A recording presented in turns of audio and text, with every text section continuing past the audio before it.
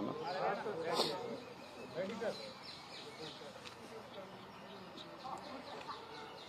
అందరికి కూడా నమస్కారము. ప్రతి నెల ఆంధ్ర రాష్ట్రంలో జరుగుతున్న డైవర్షన్ పాలిటిక్స్లో భాగంగా గత 2 రోజులుగా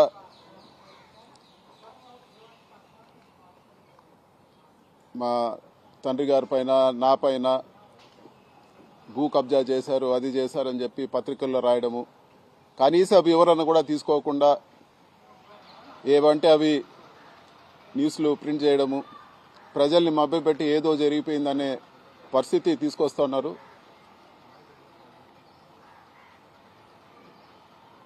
మంగళంపేట విలేజ్ పరిధిలో పుంగనూరు కాన్స్టిట్యున్సీలో 2000 సంవత్సరంలో దాదాపు 75 ఎకరాలు మా కుటుంబ సభ్యుల పేర్లో కొనడం జరిగింది. సో ఈ భూమి వివరాల్లోకి వెళ్తే 1968లోనే ఫారెస్ట్ సెంట్రల్ గవర్నమెంట్ రిలీజ్ చేసిన ఫారెస్ట్ గెజెట్లో కూడా ఆ భూమి వివరాలు ఉన్నాయి. అది ఫారెస్ట్ ల్యాండ్ కాదని చెప్పి కూడా గెజెట్లో పబ్లిష్ చేయడం జరిగింది. అదేవిధంగా ఆ ల్యాండ్ ఓనర్స్కి వాళ్ళకి మళ్ళీ 1981లో revenue department director of land settlements దగ్గర వాళ్ళకే భూమి కేటాయిస్తూ ఇవ్వడం జరిగింది. ఈ 2 ఆర్డర్లు కూడా నేను మీడియా మిత్రులకి ఈ ప్రెస్ మీట్ అవగానే మీడియా మిత్రులతో కూడా నేను షేర్ చేసుకుంటాను. ఇంత క్లియర్గా ఉండే ల్యాండ్లో ఈరోజు కేవలం లేనిపోని ఆరోపణలు చేసి ఏదో జరిగిపోయిందనే భ్రమ పెడతా ఉన్నారు. అసలు ల్యాండ్ స్కామ్ అని మాట్లాడుతూ ఉన్నారు. మీకు ఒక విషయం చెప్పాలా, ఇక్కడ ప్రభుత్వం రిజిస్టర్ చేసే వాల్యూ, 1 ఎకరాకి ప్రభుత్వం రిజిస్టర్ చేసే వాల్యూ, ఒక మారుమూల ప్రాంతంలో మేము అక్కడ చెట్లు, మామిడి చెట్లు పెట్టి ఆవులు, దేశీయ ఆవులు అంటే మా ఊర్లో ఉండే ఆవులన్నీ కూడా తక్కువ పాలు ఇస్తాయి కాబట్టి అందరూ కూడా అవి బీఫ్ స్టాల్స్కి వాటికి అమ్ముతామంటే అమ్మకుండా పెట్టుకోవాలని చెప్పి 100 ఆవులు అక్కడ మేము పెట్టుకోవడం జరిగింది. మామిడి చెట్లు ఒక రైతులుగా మేము పెట్టుకోవడం జరిగింది. ఈరోజు ప్రభుత్వ రిజిస్ట్రేషన్ వాల్యూ మీకు ఒకసారి చెప్తాను. 1 ఎకరా 4 లక్షలు, 70 ఎకరాల కంటే మీకు దాదాపు 3 కోట్లు లోపలే ఈరోజు వాల్యూ వచ్చే పరిస్థితి ఉంది. ఇంత తక్కువ వాల్యూ ఉండేదాన్ని 2000 సంవత్సరం నుంచి రికార్డులు తారుమారు చేసి ఇవన్నీ చేస్తారని చెప్పేదానికి కొంచెమన్నా ఆలోచించి ఆరోపణలు చేయాలని చెప్పి కూడా నేను తెలియజేస్తా ఉన్నాను. ల్యాండ్ విలువ అంతా కూడా 3 కోట్ల లోపల ఉంది. మేము మా ఊర్లో ప్రభుత్వ హాస్పిటల్కి ఫ్రీగా ఇచ్చిన ల్యాండ్ విలువ 15 కోట్లు. పెట్టిన 2 ఆక్సిజన్ ప్లాంట్లు దాదాపు 2 కోట్ల పైన ఖర్చు పెట్టి ఆక్సిజన్ ప్లాంట్లు ఇచ్చింది. అంతెందుకు మా రాజంపేట పార్లమెంట్లో హౌసింగ్కి ల్యాండ్ కోర్టులో ఉందని చెప్పి నేనే ₹1 కోటి పెట్టి హౌసింగ్ కూడా కలికిరి మండలంలో నేను కొనియడం జరిగింది. సొంత డబ్బులతోనే ఫీజులు కట్టడం కానీ లేకపోతే గుళ్ళు డెవలప్ చేయడం కానీ ఎంతో ఖర్చు చేస్తాం.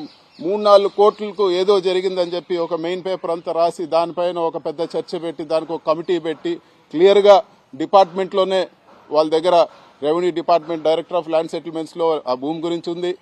అదేవిధంగా ఫారెస్ట్ డిపార్ట్మెంటు 1968లో ఇచ్చిన గజెట్ ఆర్డర్ కాపీ కూడా ఫారెస్ట్ డిపార్ట్మెంట్ ఇస్తే తీసుకోవడం జరిగింది.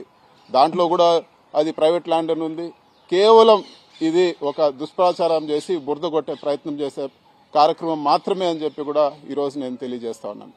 కొంచెమన్నా ఆలోచన లేదు చంద్రబాబు నాయుడు గారికి. కారణం పూర్తి ద్వేషంతో ఉన్నారు. ఏదో ఒక విధంగా కక్ష సాధింపు చేయాలా, పెద్దిరెడ్డి గారిని ఏదో ఒక విధంగా ఆయన ఇబ్బంది పెట్టాలా లేకపోతే మమ్మల్ని ఇబ్బంది పెట్టాలా అని చెప్పి ఆయన పూర్తి కక్షతో నిండున్నారు. కాబట్టి ఎవరు ఏం చెప్పినా కూడా ఆలోచించే పరిస్థితి కూడా లేదు. ఎంక్వైరీ అంటారు. ఇది వరకు కొన్ని రోజుల ముందు మదనపల్లిలో ఒక ఫైల్స్ కాల్పినాయని చెప్పి మేమే కాల్చినామని చెప్పి రకరకాల ప్రచారాలు చేశారు. ఆ రోజే నేను ప్రెస్ మీట్ పెట్టి చెప్పాను. ఇదే ఢిల్లీలో నేను ప్రెస్ మీట్ పెట్టి చెప్పాను, ఏ ల్యాండు మీరు పలానా ల్యాండ్ ఫైల్ కాలిందంటే ఈ ల్యాండ్ చూపిండి. ఆడు ఉండేది 3 ఎంఆర్ఓలు ఉన్నారు మదనపల్లి నియోజకవర్గంలో. ఆ 3 ఎంఆర్ఓ ఆఫీస్లో ఫైల్స్ ఉంటాయి, పైన కలెక్టర్ ఆఫీస్లో ఫైల్స్ ఉంటాయి. ఆ ఫైల్స్ ఏదో చెప్పంటే ఇప్పుడు వరకు చెప్పరు. మదనపల్లి ల్యాండ్ ఫైల్స్ మదనపల్లి అంటారు కానీ అది మాత్రం చెప్పరు. ఇంతవరకు విచారణ ఏం చేస్తారు 9 నెలల్లో? మీరు కనీసం పలానా ల్యాండ్ సంబంధించిన ఫైల్ కాలింది కూడా ల్యాండ్ కూడా మీరు ఐడెంటిఫై చేయలేని పరిస్థితి. ఇవన్నీ కూడా కేవలం తప్పుడు కేసులు పెట్టి ఏదో ఒకటి ప్రజల దృష్టిలో దుష్ప్రచారం చేయాలన్న ఒక ఉద్దేశంతోనే జరుగుతూ ఉంది. ఇది వరకు ఎలక్షన్ ముందు చూస్తే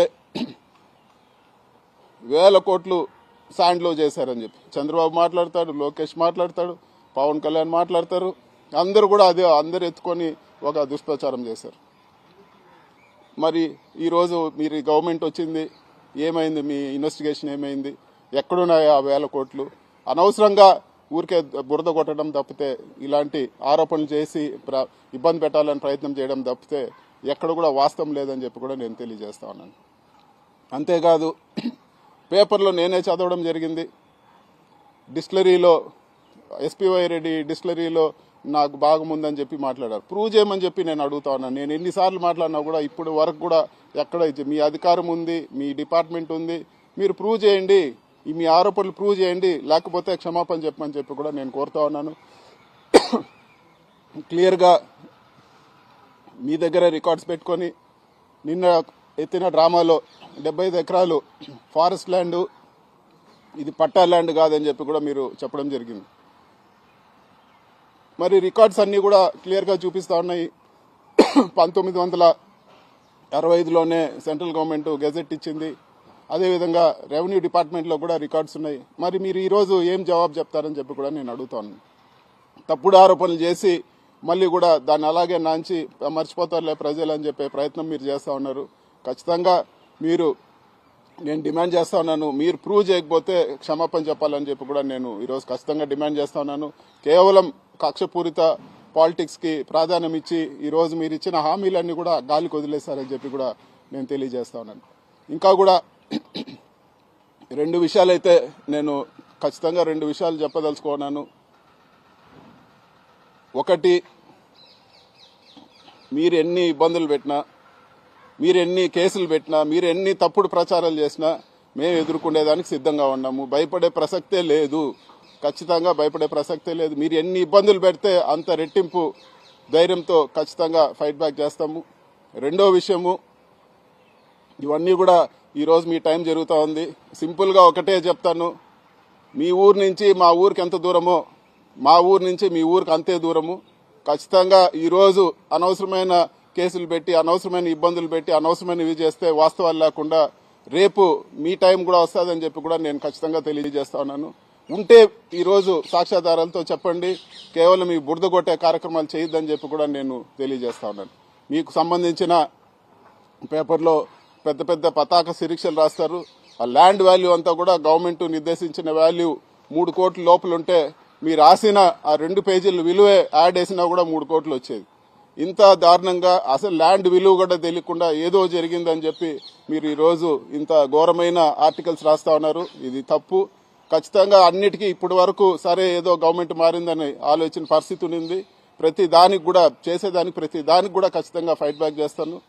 ఈనాడు గ్రూప్ కూడా నేను చెప్తా ఉన్నాను, అనవసరంగా మీరు ఇంత ఘోరమైన దుష్ప్రచారం చేశారు. మీ విషయాలు మీరు రాష్ట్రం అంతా దుష్ప్రచారం చేశారు, కానీ నేను మీ విషయాలన్నీ కూడా నిజాలు పార్లమెంట్ లో మాట్లాడతానని చెప్పి కూడా నేను తెలియజేస్తాను. ఖచ్చితంగా ఫైనాన్స్ కమిటీ మెంబర్ గా ఉండా ఫైనాన్స్ మినిస్టర్ రేపు బడ్జెట్ డిబేట్ లో కూడా మీ విషయాలన్నీ కూడా లేవనెత్తాను. ప్రధానమంత్రికి కూడా రిప్రజెంట్ చేస్తాము.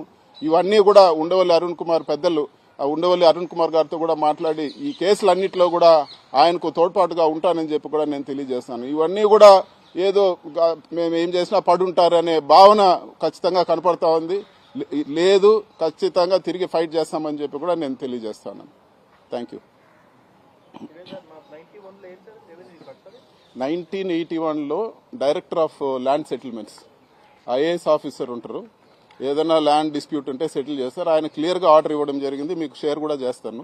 1981లోనే అది ప్రైవేట్ ల్యాండ్, అది ఫారెస్ట్ ల్యాండ్ కాదని చెప్పి కూడా వాళ్ళకు డిక్లేర్ చేసి గవర్నమెంట్ నుంచి ఆర్డర్ ఇవ్వడం జరిగింది. వాళ్ళ దగ్గర నుంచి మేము కొనుక్కోవడం జరిగింది. 2000లో నేను అప్పుడే కాలేజ్ నుంచి పాస్అవుట్ అయినా. సో 2000లో ప్లాన్ చేసి 2025కు 3 కోట్లు వీళ్ళు వచ్చే ల్యాండ్కి రికార్డులు మార్చి ఎవరైనా చేస్తారా? చెప్పండి మీరు ఏదన్నా ఉంటే. అంత అంత మరీ అన్యాయంగా అంత వాల్యూ లేని ల్యాండ్ తీసుకొచ్చి ఏదో దాన్ని ఏదో చేశారని చెప్పి ఈరోజు మభ్యపెట్టే ప్రయత్నం చేస్తా ఉన్నారు. ఇప్పుడు నేను చెప్పింది అంతా అదే కదా స్వామి, ఫస్ట్ నుంచి చెప్పింది. రిజర్వ్ ఫారెస్టే కాదు, మీకు ఫారెస్ట్ డిపార్ట్మెంట్ లో ఆర్డర్ ఉంది, గెజెట్ పబ్లిష్ చేశారు. అవన్నీ కూడా రిజిస్టర్ అయిన డాక్యుమెంట్స్ అవన్నీ కూడా మీతో షేర్ చేస్తాను. ఈరోజు పూర్తిగా మీకు మేము ఎవరెవరి పేర్లో డాక్యుమెంట్స్ ఉన్నాయి, ఎవరెవరు ఎక్కడ మా డైరెక్టర్ ఆఫ్ ల్యాండ్ సెటిల్మెంట్స్ ఇచ్చిన ఆర్డర్ కానీ గెజెట్ కానీ అన్నీ ఉన్నాయి. మీ అందరితో కూడా ఈ ప్రెస్ మీట్ తర్వాత అందరితో కూడా షేర్ చేస్తాను ప్రతి ఒక్కటి కూడా.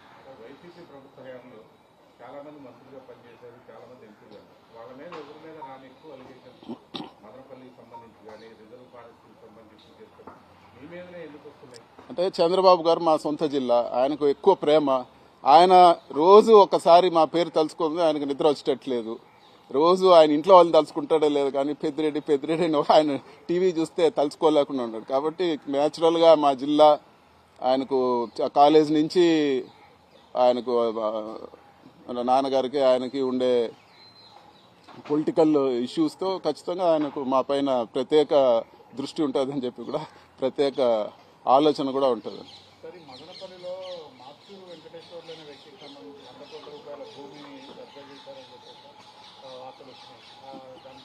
ఈ మార్చూరు వెంకటేశ్వర్లు ఎవరు అని ఇంతవరకు వినిందే లేదు. ప్రూవ్ చేయమనండి. ఇది ఇట్లాంటిది అది కూడా ఉంటుంది. ఇలా బురద కొడతారు, మళ్ళీ మేము కడుక్కోవాలి. రోజు వాళ్ళకి ఇదే పని, బురద కొట్టి ఏదో ఒక క్యారెక్టర్ క్రియేట్ చేస్తారు, ఏదో ఒకటి చెప్తారు. ఈ రోజు మీకు వివరంగా నేను చెప్తానని ఇది జరిగిందంతా కూడా మీకు చెప్పినాను. మళ్ళీ మేము క్లియర్ చేసుకోవాలి. ఏదో ఒకటి కొడతారు, మీడియాలో వాళ్ళకి సంబంధించిన మీడియాలో రాయడము, ఇది చేయడం. పెట్టమని చెప్పండి, ఏముండే ప్రూవ్ చేయమనండి. ఉంటే దేనికన్నా రెడీ. ఇట్లాంటివి అన్నీ కూడా వీళ్ళు ఊరికే క్రియేట్ చేసి ఇన్ని రోజులు ఏం చేశారు?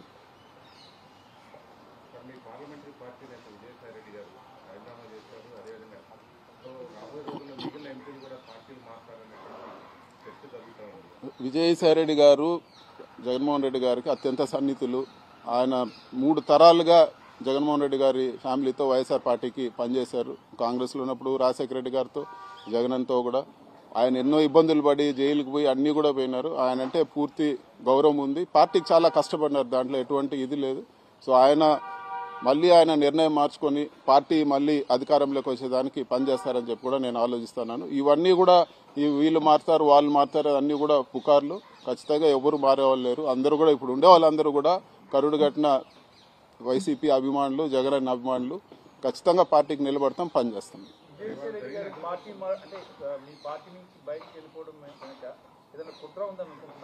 ఏం కుట్ర లేదు, ఆయన వ్యక్తిగత నిర్ణయం. విజయసాయిరెడ్డి గారు అట్లా ఒకటి చెప్పి ఒకటి చేసే వ్యక్తి కాదు.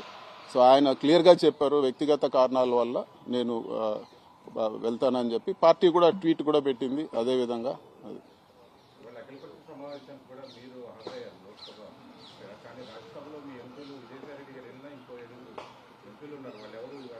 అంటే పిల్లి సుభాష్ చంద్రబోస్ గారికి పార్టీ రాజ్యసభ ఫ్లోర్ లీడర్ గా జగన్మోహన్ రెడ్డి గారు నిర్ణయించారు. సో నెక్స్ట్ మీటింగ్ నుంచి ఖచ్చితంగా అటెండ్ అవుతారు.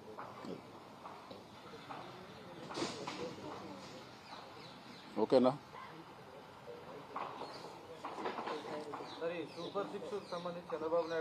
చాలబ్బా, ఇంకా అయిపోయింది. సూపర్ సిక్స్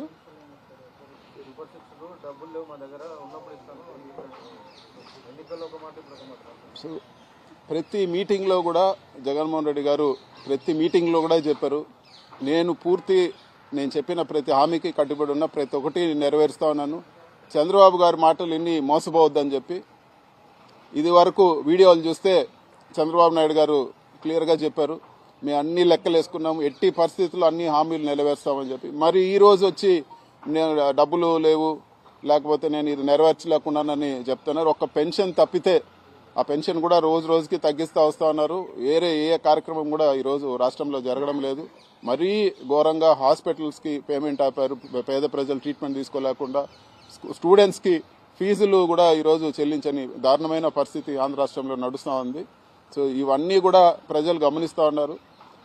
రాబో రోజుల్లో తెలుగుదేశం పార్టీకి ప్రజల్లో తిరగడానికి కూడా కష్టమవుతుంది. ఇదే విధంగా ప్రజలను మోసం చేస్తే, ప్రజలు తిరగబడేది మొదలు పెడితే తెలుగుదేశం నాయకులు కూడా ప్రజల్లో ఇబ్బందికరంగా ఉంటుందని చెప్పి కూడా నేను తెలియజేస్తాను.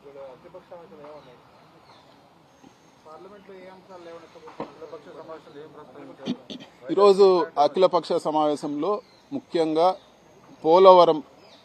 పోలవరం గురించి రకరకాల కథనాలు వస్తున్నాయి. హైట్ తగ్గిస్తారని చెప్పి, అదేవిధంగా పోలవరం ఆయకట్టు కుదిస్తున్నారని చెప్పి, ఇవన్నీ కూడా వివరంగా డిస్కస్ చేయాలి పార్లమెంట్లో అని చెప్పి కూడా మేము అడిగాము. అదేవిధంగా విభజన చట్ట హామీలు, చాలా హామీలు ఇంకా కూడా 10 సంవత్సరాలు ఏదైతే టైం లైన్ ఉందో ఏపీ రీఆర్గనైజేషన్ యాక్ట్కి, అది అయిన తర్వాత కూడా ఇప్పటి వరకు వాటిని అమలు చేయలేదు. వాటన్నిటిని కూడా అమలు చేసే విధంగా ఒక చర్చ జరగాలి, ప్రభుత్వం మాట్లాడాలని చెప్పి కూడా మేము అడగడం జరిగింది.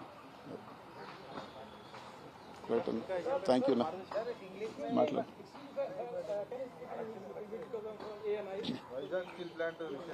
So I will talk about what we spoke in all party meeting. So today in the all party meeting, YSR Congress Party raised the issue of Polavaram project. So we demanded a discussion on Polavaram project for its delay, and there are some rumors and there's ambiguity that the height of Polavaram project is going to be reduced. So we demanded a statement from the minister, and we demanded a short-term discussion on that, and also we demanded a discussion on AP Reorganization Act. AP Reorganization Act is meant to be done in 10 years, but even after 10 years there are a lot of issues which have not been resolved.